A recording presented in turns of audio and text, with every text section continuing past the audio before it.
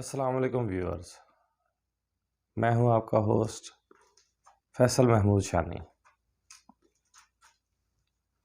آپ کی سپورٹ کا بہت بہت شکریہ۔ آپ نے جتنا مجھے پیار دیا وہ میں لفظوں میں بیان نہیں کر سکتا۔ آج جس ٹاپک میں ویڈیو لے کر حاضر ہوا ہوں اس کا عنوان کچھ اس طرح ہے: جگہ جی لگانے کی دنیا نہیں ہے۔ جگہ جی لگانے کی دنیا نہیں ہے، یہ عبرت کی جا ہے، تماشا نہیں۔ آج میں ویورز آپ کے لیے ایک نئی کتاب لے کر حاضر ہوا ہوں۔ اس کتاب کا نام ہے اللہ سے شرم کیجیے۔ یہ حضرت مولانا مفتی محمد سلمان منصور پوری نے لکھی ہے۔ نہایت دلچسپ کتاب ہے کہ اس میں یہ کتاب پڑھ کر اس میں زندگی کے ہر پہلو پر روشنی ڈالی گئی ہے کہ ہمیں زندگی کس طرح گزارنی چاہیے، کس طرح گزارنی چاہیے کہ ہم دنیا میں بھی کامیاب ہوں اور آخرت میں بھی انشاءاللہ سرخرو ہوں۔ تو بہت اچھی کتاب ہے۔ اس کے میں انٹروڈکشن آپ سے کروانا چاہتا ہوں۔ سب سے پہلے اس میں ایک آیت مبارکہ کا ترجمہ ہے، وہ میں پڑھ کر آپ کو سنا دیتا ہوں کہ اے ایمان والو، اللہ سے ڈرتے رہو۔ اے ایمان والو، اللہ سے ڈرتے رہو جیسا اس سے ڈرنے کا حق ہے، اور تم اسلام کے علاوہ کسی اور حالت پر جان مت دینا۔ اب اس کا تھوڑا سا اور انٹروڈکشن میں کرواتا ہوں کہ اس میں سنہری باتیں لکھی ہوئی ہیں، 10 سنہری باتیں۔ 10 سنہری باتیں کیا ہے؟ پہلی بات ہے، توحید مسلمانوں کے لیے ایمان کی جڑ ہے۔ توحید مسلمانوں کے لیے ایمان کی جڑ ہے۔ اتباع رسول صلی اللہ علیہ وآلہ وسلم میں مسلمانوں کی کامیابی ہے۔ شریعت پر عمل کرنا مسلمانوں کے لیے امن ہے۔ جہالت پر چلنا انسان کے لیے بربادی ہے۔ اتفاق سے رہنا مسلمانوں کی خاص شان ہے۔ تقوی سے انسان معرفت تک پہنچ سکتا ہے۔ نفسانی خواہش آدمی کو تباہ کر دیتی ہے۔ توبہ کر لینا حضرت آدم علیہ السلام کی سنت ہے۔ ضد پر اڑے رہنا ابلیس کا عمل ہے۔ منزل تک وہی پہنچتا ہے جس کو منزل کی تلاش ہوتی ہے۔ تو جناب سب سے پہلے اس کی یہ لکھی ہوئی ہے 10 سنہری باتیں۔ چلیے چلتے ہیں اب کتاب کو آگے دیکھتے ہیں کہ اس کتاب میں کیا ہے۔ سب سے پہلے اس کا حرف آغاز ہے۔ حرف آغاز میں ہے کہ اللہ سے شرم کیجیے۔ اس کا مفہوم میں آپ کے سامنے بیان کر دیتا ہوں کہ اس کا مفہوم یہ ہے کہ ہم گناہ کرتے ہیں، ہم لوگوں سے چھپ کے کرتے ہیں، لیکن کیا ہم نے کبھی سوچا ہے کہ اللہ ہمیں دیکھ رہا ہے؟ لوگوں سے تو ہم شرم کر جاتے ہیں، لیکن کیا ہمیں اللہ سے بھی حیا آتی ہے؟ یہ سوچنے والی بات ہے۔ اس پہ غور کیجئے، گناہوں سے بچیے۔ صرف یہ تصور میں لے آئیے کہ اس کائنات کا خالق کل، جس کی نظروں سے کوئی چیز اوجھل نہیں ہے، وہ مجھے دیکھ رہا ہے۔ ہمیں اصل میں اللہ سے شرم کرنی چاہیے، لیکن ہماری گنگا الٹی بہتی ہے، ہم لوگوں سے شرم کرتے ہیں۔ تو حرف آغاز اس کا یہ تھا، اس کتاب کا۔ اس کے بعد باب اول ہے سر کی حفاظت، کہ سر کی حفاظت میں اس کتاب کے مصنف نے یہ بتایا ہے کہ ہمیں اپنے سر کی حفاظت کرنی چاہیے۔ وہ کس طریقے؟ کہ سر اللہ پاک نے صرف اپنے سامنے جھکنے کے لیے بنایا ہے، اسے اور کسی کے سامنے نہ جھکایا جائے۔ اس کا دوسرا حصہ آ جاتا ہے زبان۔ زبان بھی اللہ پاک نے صرف اپنے ذکر کے لیے بنائی ہے، کہ ہم فارغ وقت میں صرف اللہ کا ذکر کریں، اس سے غلط الفاظ نہ نکالیں، اس سے جھوٹ مت بولیں، اس سے کسی کا دل مت دکھائیں۔ اس کے بعد اس میں ایک حصہ آ جاتا ہے غیبت، جو اللہ پاک نے سب سے زیادہ ناپسند فرمائی ہے، کہ ایک غیبت کرنے والے کو ایسے ہی قرار دیا ہے کہ وہ اپنے مرے ہوئے بھائی کا گوشت کھا رہا ہے۔ تو ہمیں چغل خوری سے بچنا چاہیے، یہ بہت بڑی لعنت ہے۔ آپ سوچئے کہ ہم زندگی میں کیا کر رہے ہیں۔ اس میں اس نے مصنف نے اسی چیز کی طرف زور دلوایا ہے کہ ہم نہ چاہتے ہوئے بھی ایسے گناہ کر لیتے ہیں اپنا دل کا بوجھ ہلکا کرنے کے لیے، کہ جس کی چھوٹ آخرت میں ناممکن ہے۔ اس کے بعد گالم گلوچ اور فحش چیزیں ہیں، تو ان سب سے بچنا چاہیے، اپنی آنکھوں کی حفاظت کرنی چاہیے۔ صرف جائز چیزیں آپ دیکھیں جو اللہ پاک نے آپ کے لیے حلال قرار دی ہیں۔ اس کے بعد آنکھ کی حفاظت ہے، آنکھ کے بارے میں تو میں نے آپ کو بتا دیا ہے۔ اس کے بعد کان کی حفاظت، کان کی حفاظت میں یہ آ جاتا ہے کہ گانا بجانا وغیرہ ان کو سننے سے پرہیز کیا جائے، گالم گلوچ والی محافل میں نہ بیٹھا جائے۔ اس کے بعد آیا تھا باب دوم ہے اس کا، پیٹ کی حفاظت کرنا۔ پیٹ کی حفاظت کرنے میں رائٹر نے، میں مفہومی آپ کے سامنے بیان کر رہا ہوں ان سب باب کا، کہ حرام مال سے اجتناب کیا جائے، کہ حرام مال بالکل اپنے پیٹ تک نہ پہنچایا جائے۔ اس کا ایک حصہ ہمیں کہہ رہا ہے کہ حرام میں آ جاتا ہے سود خوری، شرط، جوا، 2 نمبری کے پیسے، یہ سب ہمیں استعمال نہیں کرنے چاہیے۔ پھر یہ کہ ہمیں اپنے پیسے کا استعمال جو ہمارے پاس ہے اسے ہمیں اچھے مصرف پہ خرچ کرنا چاہیے، نہ کہ برے کاموں پر ہم اسے خرچ کریں۔ اس کے بعد سوم باب ہے اس کے، کہ دل کی حفاظت کرنی چاہیے۔ اس کا بہت اہم باب ہے کہ اس میں دل کی حفاظت اس طرح کرنی چاہیے کہ ہمارے دل میں دنیا کی محبت ہرگز نہ گھسے،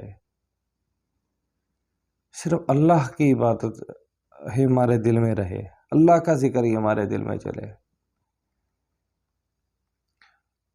پھر اس کا ایک حصہ آ جاتا ہے کہ سخاوت۔ اس کتاب میں آپ کو حضرت صلی اللہ علیہ وآلہ وسلم کے سخاوت کے واقعات ہیں، صحابہ کرام کے، چند صحابہ کرام کے سخاوت کے واقعات بھی دیے گئے ہیں۔ چوتھی فصل ہے کہ مہمان نوازی۔ حضرت صلی اللہ علیہ وآلہ وسلم اور صحابہ کرام کی مہمان نوازی کے کئی واقعات اس میں درج ہیں۔ 5ویں اس کی فصل جو ہے وہ ہے بغض اور عداوت، یہ نہیں رکھنے چاہیے۔ اگر غصہ آئے تو اسے پی جانا چاہیے، کیونکہ پہلوان کی تعریف یہ نہیں کہ وہ میدان میں کسی کو پچھاڑ دے، وہ پہلوان کہلاتا ہے، بلکہ آقا علیہ الصلوۃ والسلام نے پہلوان اصل اسے کہا ہے کہ جو غصے کے وقت غصہ پی جائے۔ اس کے بعد اس کا باب 4 میں ہے کہ موت کو یاد کیا جائے۔ موت ہر انسان کو، ہر جاندار کو آنی ہی آنی ہے، موت برحق ہے، اسے یاد کیا جائے۔ اس کو یاد کرنے کے ہمیں بے شمار فائدے ملیں گے۔ ایک تو ہمارا اللہ کی طرف سے دل غافل نہیں ہوگا، ہم برے کاموں سے بچ جائیں گے، ہماری آنکھیں بچیں گی، ہمارا دل، ہمارے کان، ہمارے جسم کے ہر اعضاء برائی سے بچیں گے۔ اگر نہیں بھی بچیں گے تو کوشش تو کی جا سکتی ہے بچنے کی۔ پھر اس میں دوسری فصل انہوں نے بیان کیا ہے کہ موت کی شدت کیسی ہوتی ہے، کہ موت کے وقت ہمیں کتنی تکلیف ہوگی، کہ موت کے وقت کیا محسوس ہوتا ہے، اور موت کے وقت شیطان کی آخری کوشش کیا ہوتی ہے۔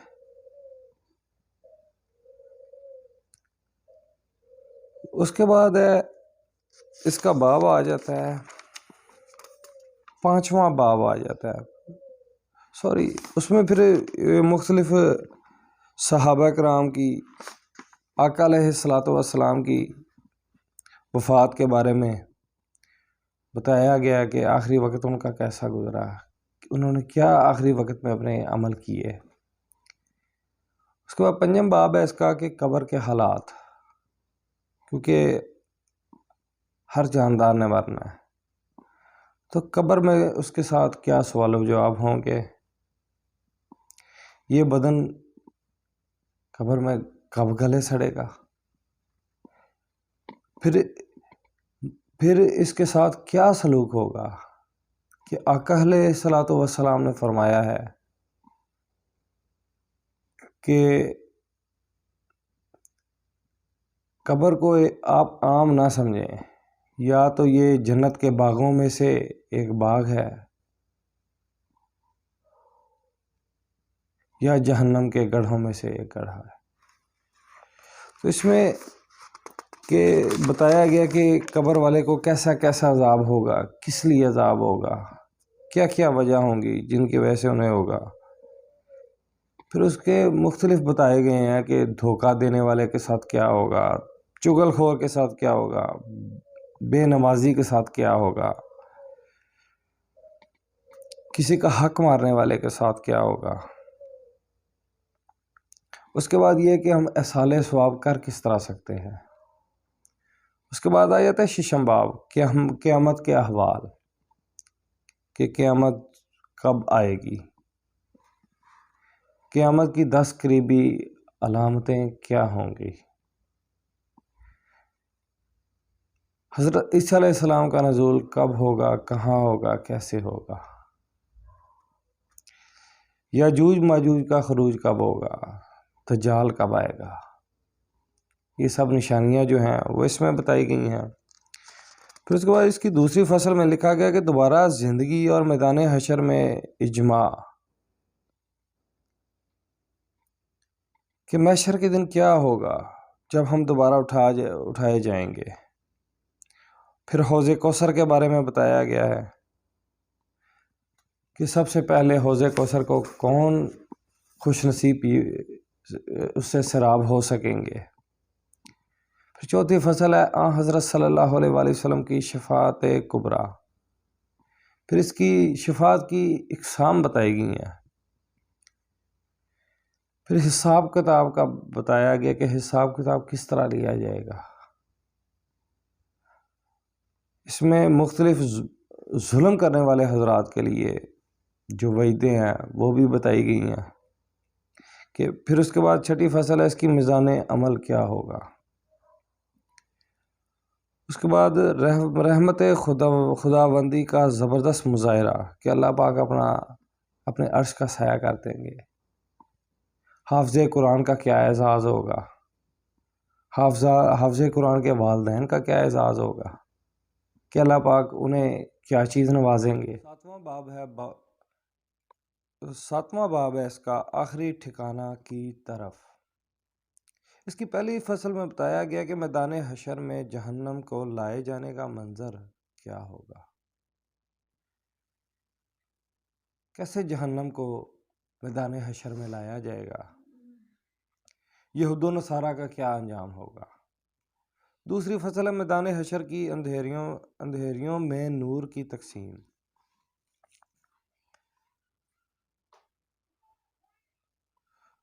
شفاعت کا مرحلہ اس میں آئے گا۔ تیسری فصل ہے جنت کی طرف روانگی اور معاملات کی صفائی۔ پھر بتایا گیا کہ قرآن کریم میں جنت کی نعمتوں کا مختصر احوال بھی اس میں بیان کیا گیا ہے۔ احادیث مبارکہ میں جو جنت کے احوال ملتے ہیں وہ بھی آپ کو اس کتاب میں ملیں گے۔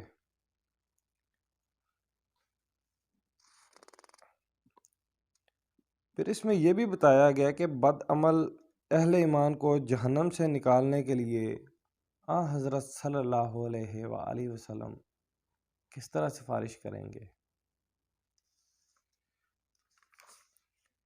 اس کے بعد آخری جو اس کی حرف آخر ہے، جگہ جی لگانے کی دنیا نہیں ہے، یہ عبرت کی جا ہے، تماشا نہیں ہے۔ کس میں یہ بتایا گیا کہ ہمیں زندگی کس طرح گزارنی ہے، کہ اللہ پاک نے ہمیں دنیا کی زیب و زینت ترک کرنے کی ہدایت کی ہے۔ اللہ پاک کی نظر میں دنیا کی کیا اہمیت ہے۔ کافروں کی دنیاوی شان و شوکت دیکھ کر پریشان نہ ہوں۔ دنیا عافیت کی جگہ ہے ہی نہیں۔ دنیا سے تعلق آخرت کے لیے مضر ہے۔ دنیا سے بے رغبتی موجب سکون ہے۔ دنیا میں مسافر کی طرح رہو۔ جنت تک جانے کا راستہ۔ جی تو ویورز، یہ آپ کے سامنے میں نے اس کتاب کا سیاق و سباق بیان کر دیا ہے۔ نہایت دلچسپ کتاب ہے، بہت اچھے الفاظ میں لکھی گئی کتاب، ایک بہت لازوال شاہکار ہے۔ آپ اسے لائیے، پڑھیے، انشاءاللہ آپ کی زندگی ضرور بدل جائے گی۔ میں بھی آپ کے لیے دعا گو ہوں، آپ بھی میرے لیے دعا کیجیے، اور یہ کمنٹ میں ضرور بتائیے گا کہ میری کاوش آپ کو کیسی لگی۔ اس کے ساتھ ہی میں آپ سے اجازت چاہوں گا۔ اللہ نگہبان۔